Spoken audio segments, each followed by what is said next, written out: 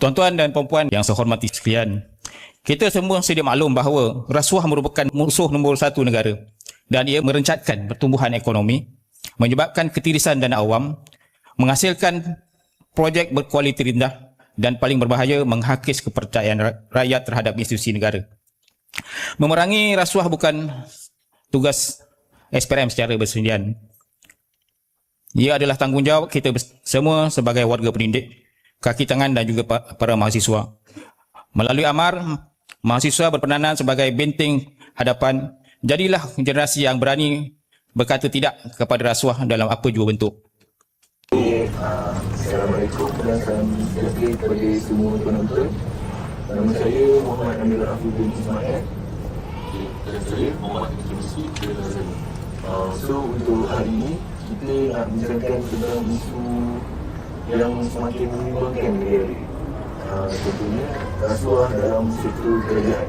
Isu ni telah kecil dekat sebahagian tak, tapi kalau dekat bahagian penduduk akan bagi impak yang besar dan kepercayaan daripada rakyat kepada kerajaan itu akan jauh mudah.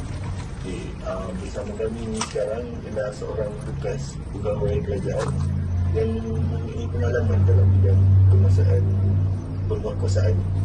So bang, terima kasih kerana datang sudi bersama kami hari ini. Terima kasih dijemput saya di sini. Dan boleh perkenalkan diri lah.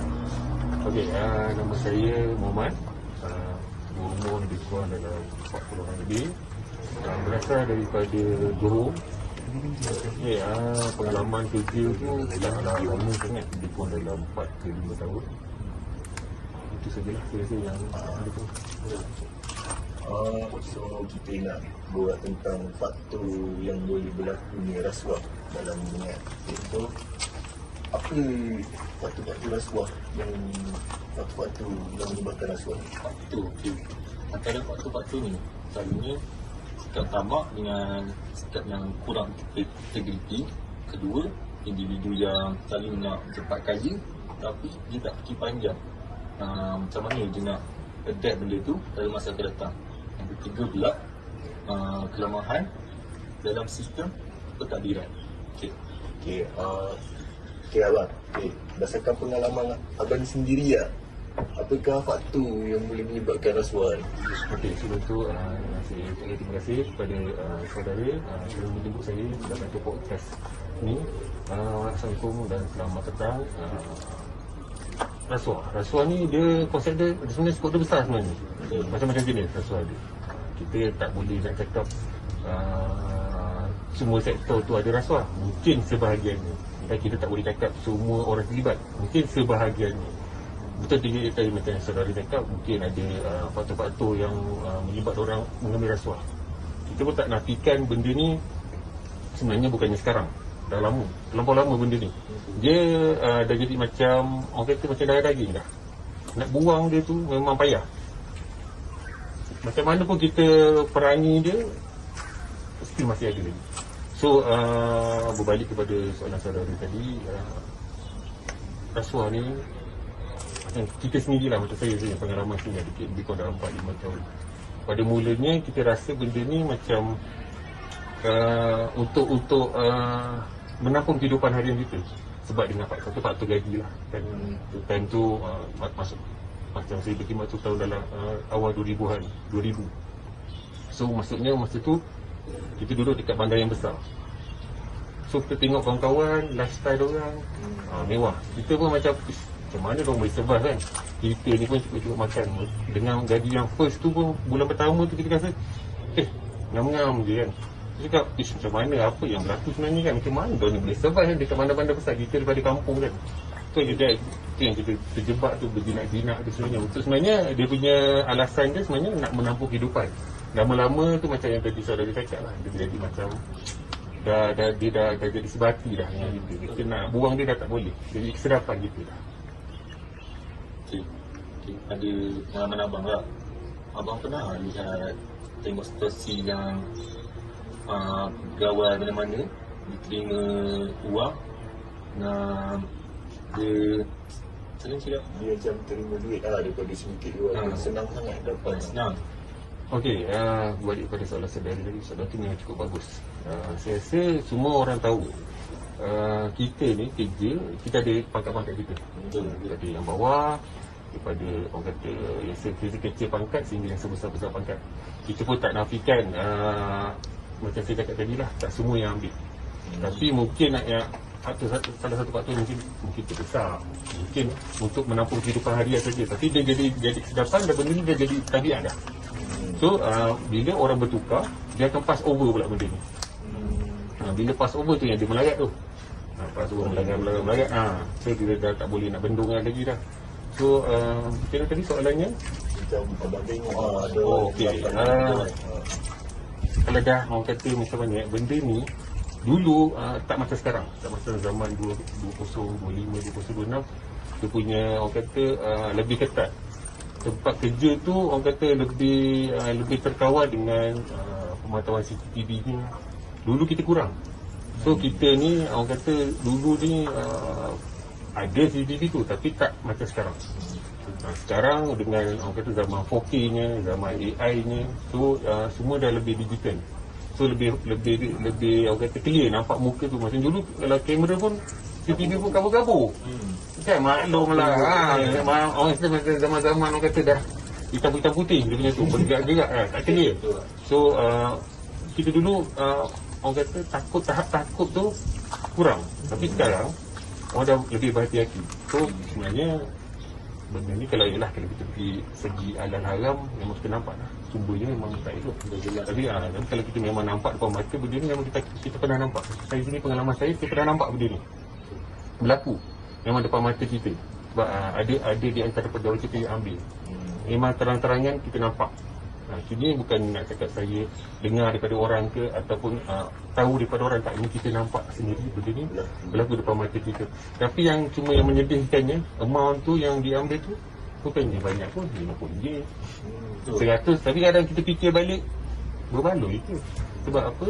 Kita fikir pula ke depan. Ke depan tu kita nak benda tu, contoh kita nak buat makan.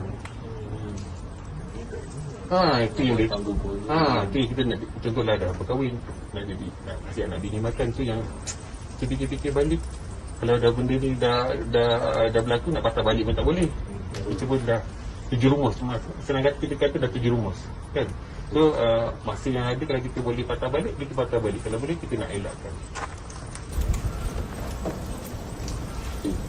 Kalau dalam rasuah dalam kerajaan ni, pada pendapat abang, apa contoh kesalahan yang selalu jadi dekat dalam sektor kerajaan dari segi rasuah gitu?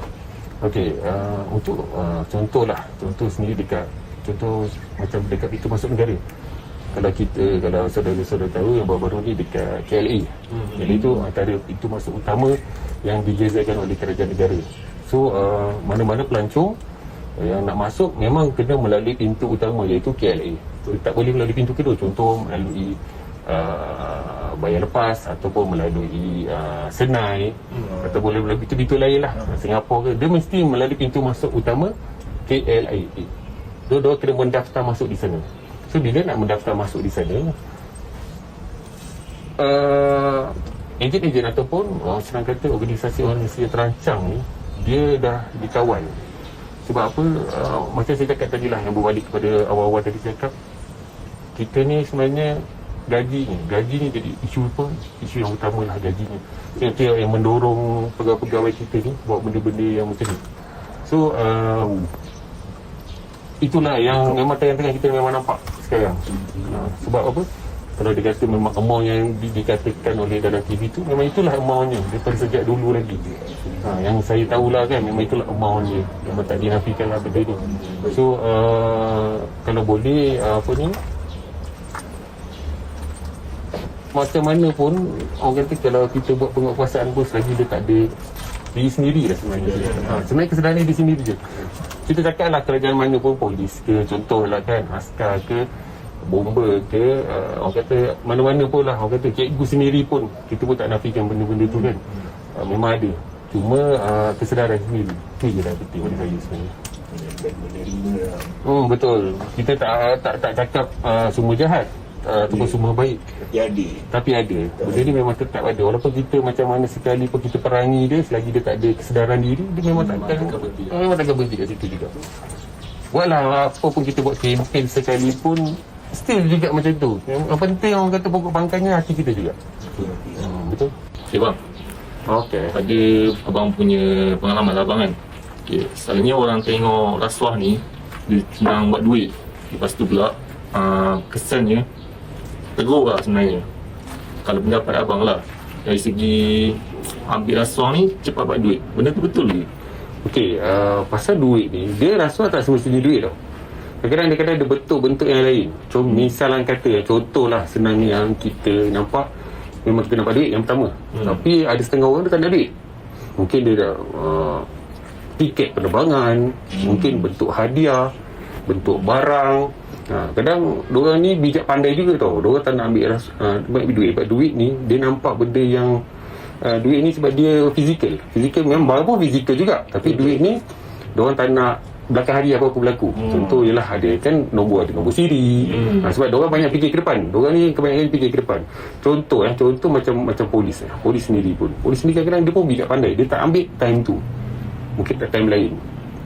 Kadang-kadang contoh macam pihak-pihak jabatan lain pun sekali pun lah. Contoh yang macam-macam yang kita tahu, sekolah pun ada. Orang kata keranda pun bagi hospital pun ada. Custom, biasalah tu jabatan-jabatan yang normal lah, yang orang kata popular, yang baru-baru ni kita dengar tentera lah kan. Tentera. Sebab kadang-kadang dia tak ambil daripada duit, dia ambil daripada barang kemas ataupun jongkong ataupun benda-benda lain lah, fizikal lain. Okay, so supaya benda tak boleh orang kata dijejaki. Kalau duitnya selalunya kadang diorang takut dah diperangkap kan, sebab dia duit. Kalau macam kita fikir implikasi dia, kalau kita fikir implikasi dia untuk keluarga kita sendirilah, memang betul kita cepat kaya. Memang betul duit tu, tapi keberkatan tu yang kita cari sebenarnya. Keberkatan tu yang kadang bila benda tu dah jalan, dah kita dah buat, kita terfikir tau, benda ni sebab apa jadi daging satu. Kita nak bagi mak kita, bagi bapak kita, bagi adik kita yang dah berkahwin, bagi anak, bagi ibu mertua, bagi isteri. Satu hari tu kita duduk, ataupun kadang Allah tu jentik hati kita rasa betul ke tindakan aku buat ni kan, berkat memang betul ada duit tu memang kita nampak. Contohlah dalam bentuk duit, kita nampak bentuk tu duit. Kalau contoh dalam bentuk tiket flight, kan teman-teman aku terempas kan. Kalau macam duit tu contoh kita beli rumah. Rumah aku terbakar kan. Kita tak salahkan orang lain. Mungkin orang kata litar pintas, tapi kita hanya kita je tahu. Sebab kita tahu sumber tu kita dapat daripada mana. So orang kata implikasinya betul, memang betul, saya tak nafikan apa yang saudara cakap tadi, memang kita akan kaya. Tapi kaya tu sekejap je. Tapi natijahnya yang belakang tu yang akan sampai nanti. Sebab sekarang orang kata dunia bala dunia je. Dah tak payah tunggu sampai orang kata sampai akhirat boleh dapat balasan. Tak, sekarang Allah bayar cash je kat dunia. So orang kata natijah je memang teruk lah. Orang kata kalau satu, kadang kita tidur malam tidur pun tak tenang. Sebab kita ambil benda macam ni, kadang-kadang kita risau. Kadang kat rumah kita orang lalu lalang pun kita lalu lalang depan kita, orang ni kan tengok kita je, kita hidup pun tak tenang. Kita nak solat pun tak tenang, kehidupan kita tak tenang, kita nak pergi jalan pun kita dalam rasa takut-takut tu. Sebab apa? Kita ni dikawal oleh orang-orang tertentu. Sebab kita dah ambil duit dia, ataupun kita dah ambil barang daripada dia, ataupun imbalan daripada dia.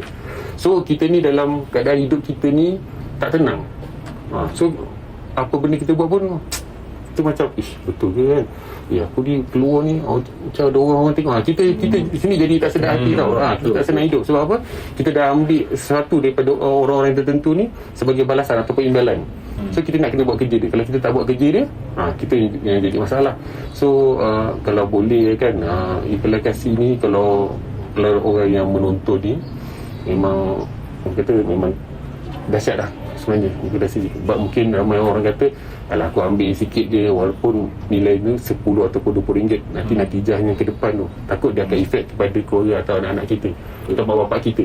Contohlah kita dah ambil duit, contoh kadang-kadang amount tu tak banyak, masa saya cakap tadi RM50, RM40 kan. Mana-mana jabatan kerajaan pun kalau dia ambil amount macam tu, takut nanti dia tak jalankan kerja, natijahnya ataupun implikasinya kepada keluarga. Betul. Kan kena simbacat rumah, tak semestinya orang kata along je simbacat rumah. Habis kadang-kadang pasal RM50 kan tak payah kita pancit, kita kena bakar kan, baru-baru ni kita kena bakar, kita tengok dekat media sosial. Okay, kita kalau boleh kita nak elakkan sebenarnya. Okey lah. Kalau bagi abang, kes rasuah ni dia boleh menjejaskan keyakinan rakyat tak terhadap sistem kerajaan ni? Dia Okey. efek tak kat pada macam kita orang yang kat bawah ni tak ada kaitan pun. Okey, alright. Sebenarnya contoh macam pintu masuk negara sendiri Kalau kita dapat tahu ataupun kita dapat nilai lah sendiri macam mana kerajaan sekarang dia tengah orang kata perhebatkan lagi pintu kawalan, perhebatkan lagi anggota, tambah anggota, tambah CCTV, baik pulih orang kata infrastruktur supaya lebih terkawal dan lebih orang kata lebih sistematik. So kita dapat mengekang sekecil-kecil orang kata kesalahan ataupun meminimumkan setiap orang kata kesalahan tu. So macam kerajaan sendiri pun dia tengah perang orang kata perang rasuah habis-habisan. Okay, dengan kerajaan sekarang memang tengah perang rasuah habis-habisan. Tapi itulah kita balik-balik pedanglah macam mana kita buat poster ke, kita buat orang kata iklan ke, ujung-ujung dia kita balik kepada diri sendiri. Okay, di sini nak berubah atau sendiri tak nak berubah. Okay, macam contoh kepada ataupun rakyat ataupun orang-orang yang tak ada kena-mengena untuk rakyat sendiri. Contoh kita ni ambil rasuah. Contohlah saya letak diri saya di satu jabatan di pintu sepadan. Contohlah saya bahagian menjaga barang-barang. Contohlah kita jaga kontena. Contoh daripada luar masuk, contohlah kita bawa minuman. Okay, kita declare barang tu contohnya bukan minuman. Kalau minuman ni selalu contoh macam yang beralkohol ada cukai betul. Sebab kita pun sedar cukai alkohol tu antara penyumbang orang kata terbesar untuk negara. Memang kita tak nafikan. Kalau kita tanya mana-mana orang kata pemuda ataupun orang-orang tua pun memang akan tahu cukai antara penyumbang terbesar kewangan untuk negara. Kalau kita macam sini, kita dah ambil rasuah, contoh harga cukai tu contoh kena bayar kat kerajaan RM200,000, tapi kita tipu benda tu, kita pusingkan balik benda tu, contoh kena bayar RM20,000 je. So orang kata orang yang ataupun tokey yang upah kita ni dah untung banyak daripada dia kena bayar RM200,000 dan dia bayar dekat kita RM20,000 je. Dia untung lebih kurang RM180,000 untuk satu kontena. So kalau ada 10 kontena dekat 1.8 juta dia untung. Banyak. Untuk minum alkohol tu kan. So patutnya duit yang banyak dapat tu untuk kerajaan boleh orang kata disalurkan atau diberi kepada rakyat, tapi tak dapat. Sebab apa? Sebab kita sendiri, daripada kita sendiri kita dah tipu dah. Kita dah tu. So rakyat ni nak dapat orang kata bantuan daripada kerajaan tu terbantut. Sebab kerajaan sendiri tak cukup kewangan. Kita pun faham kerajaan banyak benda lain, tak semestinya untuk rakyat saja. Dia mesti ada fikiran untuk minyak, untuk benda-benda lain kan, untuk pembangunan. So kalau semua duit nak bagi dekat rakyat je, tapi sumber yang dia nak dapat pun tak berbaloi. Contohnya ni macam saya kata daripada minum alkohol. So pihak kita sendiri pun kita dah tipu kat situ. Macam mana kita nak bantu sumber kewangan negara untuk bertambah? Kita sendiri tak amanah kan. Kita sendiri dah makan orang kata duit tu. Contohlah kita makan duit tu, contoh kan macam yang saya cakap tadi, kita dah makan RM20,000 tu. Sepatutnya RM200,000 tu boleh bagikan kerajaan, kerajaan boleh salurkan kepada rakyat. Tapi ini sebaliknya, kita sendiri yang makan untuk kekenyangan kita sendiri, senang kata. Right. Dia efek integriti lah kan. Keselamatan dan kestabilan negara pun boleh efek sebab benda ni lah. Okay, soalan untuk sekarang, langkah-langkah yang boleh kita ambil ni untuk mengatasi masalah ni. Okey, sebenarnya kerajaan ni daripada dulu saya rasa macam-macam langkah kita buat. Kita akan masuk kerja tu, kita kena, salah satunya lah, kita kena declare duit kita bawa. Kita tak boleh bawa handphone, kita tak boleh gunakan orang kata earphone sekarang. Device tu sekarang rasanya dah tak boleh digunakan. Dulu kita boleh pakai sambil pergi kerja dengan handphone. Sekarang saya rasa kalau tak silap saya lah, dengan peraturan-peraturan baru ni, kita kena salah satu kita kena declare duit, berapa banyak duit yang kita bawa hari ni, dan kita kena kurang berapa puluh ringgit je kita boleh bawa untuk satu hari. Kita ada limit dia. Lepas tu sekarang untuk semua pegawai kerajaan, tak silap saya dia kena declare harta-harta diorang. Diorang dah kena declare harta untuk, kalau tak silap saya berapa bulan sekali ataupun setahun sekali kena declare harta. So kerajaan boleh dapat boleh mengawasi diorang. So kita mungkin kalau diorang ada perniagaan, diorang kena declare lah diorang berniaga. Contoh, diorang kata diorang ada part time, adik yang uruskan kedai runcit, so dia kena declare benda tu sebab semuanya datang daripada abangnya. Sebab dia kata adik dia yang menguruskan, so dia kena declare sebab duit tu akan masuk dekat akaun dia. So nanti bila masuk tu pihak kerja akan nampak mana amount yang besar masuk. So bila dia kata dia ada perniagaan, so benda tu nampak telus. Yang menjadi masalahnya bila diorang tak declare, berlaku ketidakterusan, dan bila disiasat ternyata bukan daripada sumber yang sah. Itu yang sekarang kerajaan tengah buat lah. Kerajaan tengah, orang kata, menambah baik sekarang langkah-langkah tu supaya lebih orang kata lebih selamat lah sekarang kan. Dan saya rasa pegawai kerajaan ni, kalau pandangan saya jugalah, saya nak tambah sedikit lah kan, sebagai langkah-langkah tu kan, gaji kita letak tinggi mana pun, dia tetap akan sama juga. Sebenarnya pihak daripada orang kata pihak bawah, pihak pertengahan, pihak atasan, dia sebenarnya dia kena sama-sama orang kata dia dalam macam kita kata macam keluarga. Tolong each other, dia kena tolong each other. Dia kena ambil tahu orang atas, kena ambil orang tahu orang tengah kena ambil tahu orang bawah. So dia kena sama-sama kan, dia kena top up each other. Kalau ada masalah, dia tak semestinya pasal kerja je, mungkin kadang pasal family. Kadang ni orang bawah ni dia tak tahu nak mengadu kat siapa. Kan, yang cuma orang atas, mungkin orang atas tak ambil tahu, tapi dia hanya beritahu dekat kawan-kawan. Apa salahnya macam orang tengah, contohlah macam dekat kita dekat bahagian dekat bahagian contohlah pegawai kerajaan, ada satu bahagian kan dia punya pangkat-pangkat dia. Daripada ni betul ada ni betul tu. So dia ada level-level tu. So kita harap yang daripada level-level tu dia membantu each other. Kan, yang lepas habis rekrut dibantu oleh yang dah 2-3 tahun kerja. So yang 2-3 tahun tu dibantu yang untuk yang 5 tahun dah kerja. So dia kena tolong each other. So saya rasa benda tu pun boleh mengurangkan lah. Mungkin kita tak kata boleh habiskan kosong lah. Ada mungkin tak boleh sampai kosong, tapi at least kita boleh meminimumkan seminimum mungkin rasuah hari. So sebab kita nak pegawai kerajaan ni dipandang tinggi tau. So bila masih ada rasuah ni, sebenarnya orang masih pandang sinis.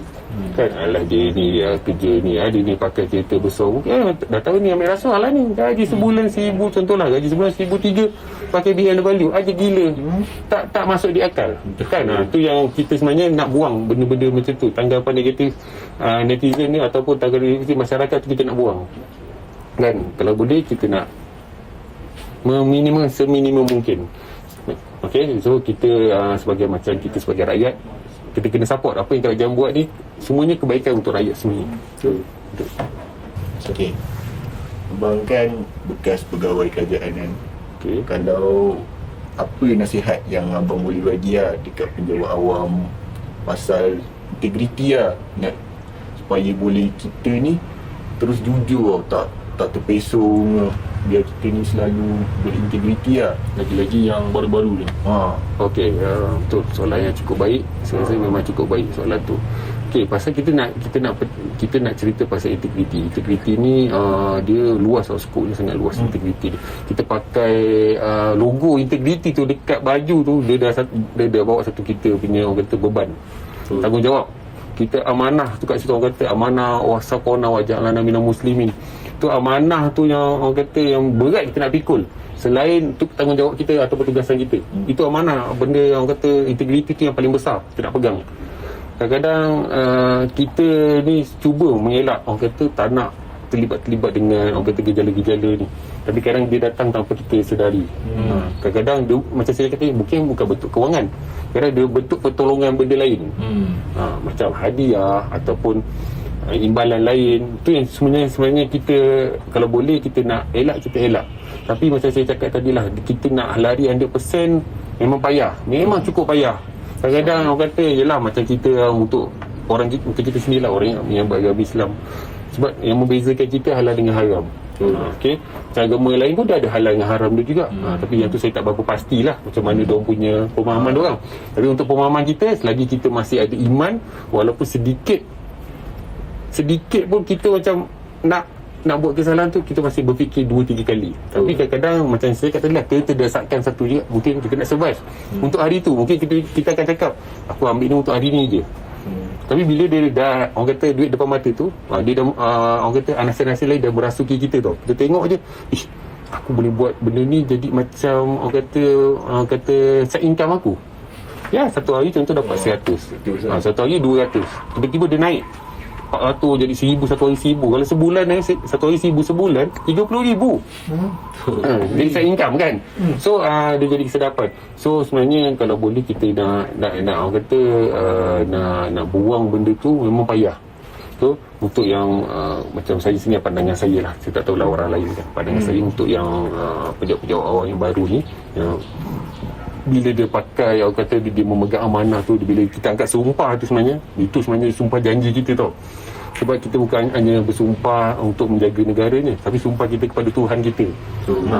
Macam mana kita nak, orang kata nak pegang kita punya amanah dan janji kita tu, supaya kita tak buat benda-benda yang tidak baik. Tak semestinya ambil rasuah tu je yang orang nampak jahat. Kadang benda lain, kita curi tulang, kita ponteng kerja tanpa sebab. Itu semua kita dah langgar integriti dan amanah kita, semua kita dah langgar dah sebenarnya. Sebab orang lain tu berpusu-pusu kan. Orang dulu kau belajar, kalau kau rasa ni kerja kerajaan, orang kata cerah masa depan, jamin masa depan.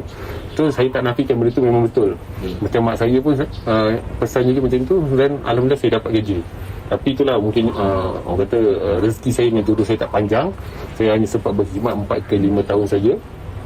Lepas tu saya pulang ke kampung, kita buat kerja lain lah. Sebab masa tu kita dah nampak dah benda ni macam saya tak sesuai. Sebab apa, kita punya kekuatan iman tu tak sampai. Kita takut kita lagi jauh pergi. So kita cakap baik kita tarik diri supaya kita tak terus melakukan benda-benda yang lagi teruk. Kita tak nak, kita buat, kita ni bukan bawa nama kita seorang je. Kita bawa contoh satu nama tempat kita bekerja, nama keluarga kita, nama anak bini kita kan, nama adik-beradik kita tak nak.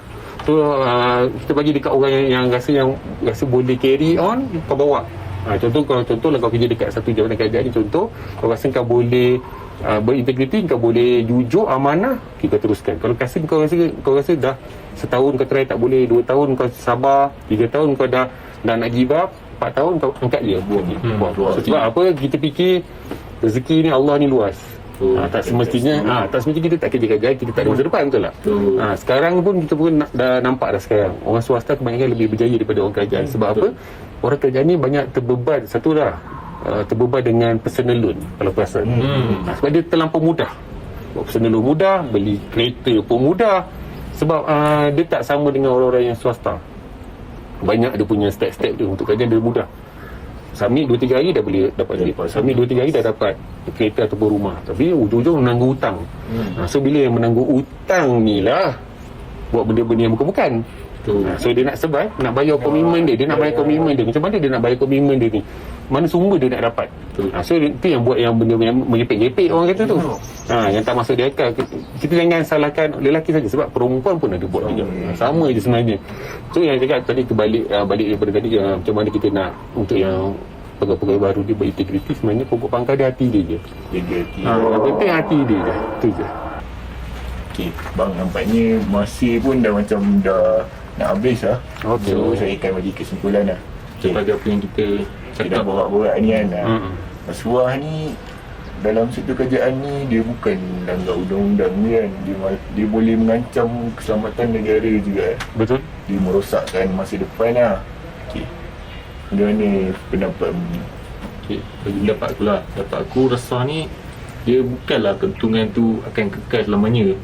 Sebab benda tu mungkin sementara, mungkin last sekali juga kena tangkap juga. Lepas tu dia akan bagi kesan yang hancurkan kejayaan kita. Macam kita ambil rasuah tu, tak boleh kita untung kejap tu, lepas tu esok tu untung lagi. Macam tu lah. Dia ni integriti lah. Pasal integriti kita. Dia bukan tanggungjawab awam dia. Dia tanggungjawab semua pihak. Semua rakyat pun kan juga. Yang atasan, bukan orang bawah je. Orang atas pun kena ambil tahu juga. Dia tak boleh ambil. Kesian lah kat orang bawah kan. Untuk abang lah, untuk pengajaran, apa yang abang rasa boleh abang cakap lah? Tambah sikit-sikit Tambah, Okey, kita dah lebih kurang dalam 20 ke 30 minit kita berpodcast ni. Yelah, kita jangan nampak daripada sisi jahat je. Kadang kita kena fikir juga sisi baik dia. Sisi baiknya bila rasuah ni ada, so apa tindakan kita sebagai rakyat.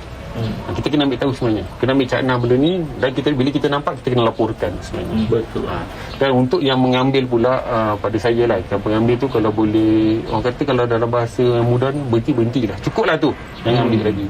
Sebab apa, kita kena ingat, macam yang kita berbalik kepada kita punya, pada awal-awal tadi kita berpodcast tadi, kesan dia tu, implikasi dia tu, kita tak nak kan. Betul tadi juga macam saudara cakap, nanti akan hilang kerja, mungkin keuntungan kemewahan tu dan keuntungan tu untuk sementara je kan? Sekejap je. Tapi kita tak nak, nanti kan kita kena tangkap, kena dakwa, masuk mahkamah kan? Masuk penjara, cakap kodi, cakap semua kan. Nanti macam mana dengan jiran-jiran ataupun saudara marum kita yang mengecam ahli keluarga kita tu, kita ni dekat dalam, mungkin tak kena kecam lah, kita kat dalam, kita selamat. Mungkin nanti keluar, mungkin orang dah lupa, mungkin dah 10 tahun orang dah lupa kita dah. Tapi yang menghadapi ni, kecaman ni, mungkin mak bapak kita, mungkin atuk kita, mungkin adik-adik kita, mungkin anak kita, isteri kita. Dan tak mustahil isteri kita pun akan tinggalkan kita. Dan mungkin orang kata ada yang boleh sampai orang kata depression. Itu yang kita tak nak tu. Sebab apa tu, itu yang kita nampak kan. Dan bila itulah juga sebab kerana orang kata amount yang sekecil-kecil tu pun sebenarnya tak mengayakan, orang tahu tak memberi kekayaan pun sebenarnya pada saya. Dia hanya orang kata benda tu sementara je. Tapi orang kata natijah dia, kesan dia tu kita kena kita kena fikir balik sebenarnya. So kalau kita boleh elak, kita elak. Macam saya punya, orang kata lah, kita nak bagi sikit, orang kata pengajaran lah sikit kan. Kalau boleh, orang kata kalau boleh henti, stop, cukup sampai situ saja. Kalau kita, orang kata tak terlambat kita nak kembali balik. Orang kata ikut balik, orang kata janji kita, sumpah kita, integriti kita, macam mana tak settle kita dulu bila kita orang kata turunkan cap jari kita, kita angkat sumpah tangan kanan kita kan. Kita ingat balik macam mana nak dapat kerja tu susah, orang lain ramai yang nak kerja. Kalau kita rasa kita tak sanggup, kita step back, orang kata kasih orang lain yang betul-betul sanggup, yang sanggup menjaga integriti. Itu lagi, pada saya itu lagi baik sebenarnya. Okeylah, kita dah sampai penghujung podcast kita. Terima kasih sebab mendengar apa yang kami borak lah. Okey, terima kasih juga sebab kat abang. Sebab dah datang daripada jauh. Sama-sama. Terima kasih datang saya. Kalau ada masa, kita boleh borak lagi. InsyaAllah. Sekian, terima kasih daripada kami.